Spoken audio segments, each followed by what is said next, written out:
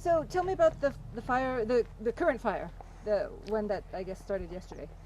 Well, the one that started yesterday started about 3:30 in the afternoon.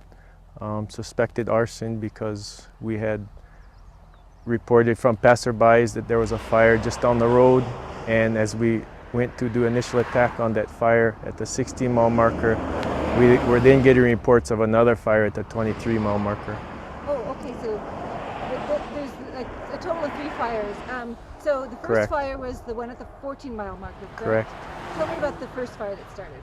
Well, the first fire, I got a call on Monday at 3:30 from the county fire department that they were responding to a fire in the Puuahahulu game management area, and they wanted to ask for our assistance. How big was that fire? That fire ended up being 588 acres. And why did it grow so large? The wind conditions were blowing it strong so that it jumped over the first fire break, and the fuels are real flashy and dry, so the fire swept pretty quickly. And then when that was put out, what happened next? Well, as we were kind of winding down from this first fire at the 14-mile marker, that's when we got the call or the report of the fire yesterday at around 3:30, 4 o'clock. So then we responded to that fire also. No, the 16-mile marker fire, how big was that, and why did you think it was arson? 78 acres, or actually around 80 acres.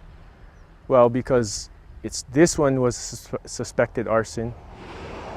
Someone thought they saw someone throw something out the car, and we've been traveling up and down the highway. There's no reason for it to start just off the highway like that. And then when you have that start, and then plus you have another one at the 23 marker at almost the same time, it seems pretty evident that someone probably was driving the highway and throwing things out of the car. And do people know at this point how the first fire was started?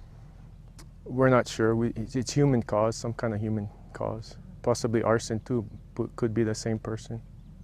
Now, I've covered some stories in the same area a few years back where it was suspected that there was a firebug on the loose in the Waikoloa area. Is that why you're thinking the same thing? Well, there hasn't been any, usually we have fires from like car accidents or lightning, things like that, and there was none of that type of weather or accident that happened in the area. And did anybody get hurt or any? Not yet. Okay. And how many guys do you have working on this fire?